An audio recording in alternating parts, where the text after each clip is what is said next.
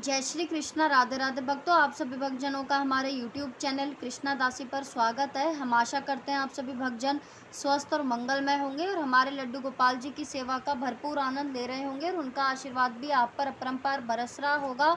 तो ये मिलिए हमारे लाला से, दर्शन कीजिए हमारे लाला के। तो फ्रेंड्स, आज हम इस विषय में वीडियो लेकर आए हैं कि लड्डू गोपाल जी को जो हम भोग देते हैं, भोग में रखे तुलसी दल का बाद में क्या करें। तो वीडियो आप एंड तक ज़रूर देखिएगा। तो जैसे कि आप लोग जानते हैं कि गोपाल जी की हम सेवा करते हैं। सेवाएं सभी प्रकार की होती हैं। ठाकुर जी को स्नान कराना, ठाकुर जी का श्रृंगार करना, ठाकुर जी को जल इत्यादि देना, ठाकुर जी की पूजा आरती भोग देना। तो ये सारी ही सेवाएं जो हैं ठाकुर जी की होती हैं। तो जो भक्त होता है वो प्रयास करता है कि अपने ठाकुर जी को रिझाने का, तो अपने ठाकुर जी को अपनाने का, यानी अपने ठाकुर जी को लाड लड़ाता है कि प्यारे हमारे कैसे भी जो है प्रसन्न हो जाएं।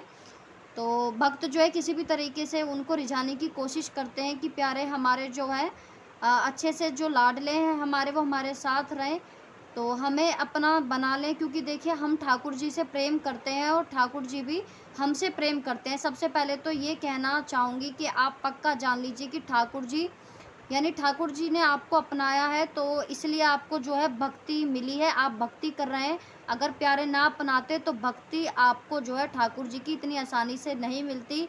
यानी प्यारे आपसे प्रेम करते हैं तभी तो उन्होंने अपनी भक्ति आपको दी है। क्योंकि भक्ति भक्ति सहज नहीं मिलती है। कहते हैं ना, बिन भाग्य मिले नहीं नटवर नंद किशोर।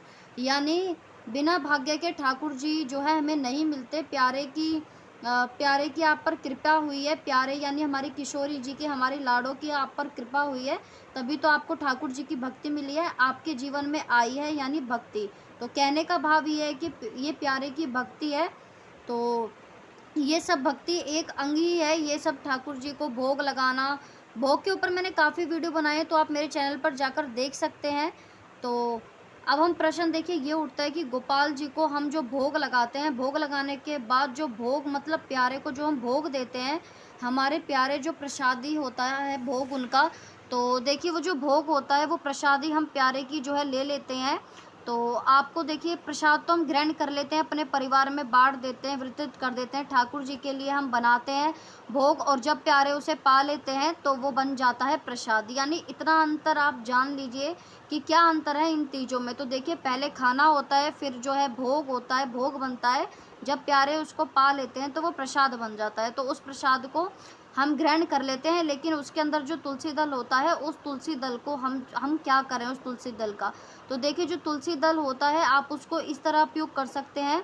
या तो आप तुलसी दल को, आप देखिए, अपन मान लीजिए आपके पास तुलसी दल नहीं है, थोड़े कम है, थोड़े ज़्यादा है। कई बार क्या होता है, सर्दियों में और वर्षा ऋतु में कई बार तुलसी जो मैया जो है झड़ जाती हैं, सूख जाती हैं, तो ज़्यादा उपलब्ध नहीं होती।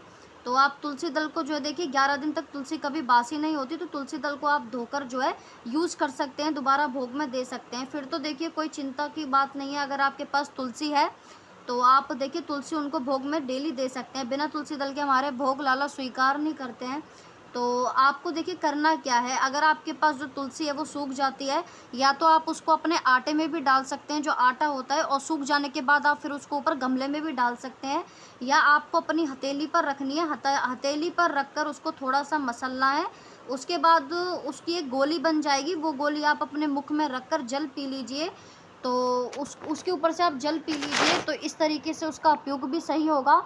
और इस बात का आपको विशेष ध्यान रखना है कि तुलसी को कभी चबाते नहीं है, दांतों से नहीं काटना है आपको तुलसी को, क्योंकि तुलसी मैया की हम पूजा करते हैं, तो इसको कभी चबाकर नहीं खाते। तुलसी को आप जो है देखिए निगल सकते हैं, या आप इस तरीके से भी ले सकते हैं। आपके पास कोई कैंपर होता है, पानी जो आपका जल इकट्ठा होता है, तो आप उसको बोतल में भी तुलसी दल को डाल सकते हैं, कैंपर में भी डाल सकते हैं, तो जिससे उसका उपयोग भी ठीक होगा। और वो प्रसादी होती है हमारे ठाकुर जी की, तुलसी मैया विराजमान होती हैं।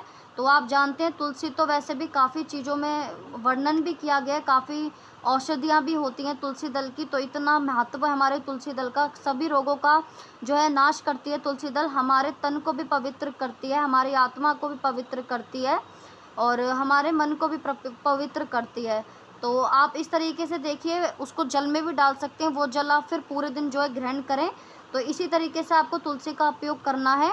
तो आपको पता लग गया होगा कि भोग में रखी तुलसी दल का हम क्या करें, क्या ना करें। फिर भी अगर आपके मन में कोई प्रश्न, कोई क्वेरी है तो आप मुझसे कमेंट बॉक्स के ज़रिए पूछ सकते हैं। अगर आपको ये वीडियो अच्छा लगा हो तो इसको लाइक करना, शेयर करना, सब्सक्राइब ना भूलिएगा। हरे कृष्णा, राधे राधे।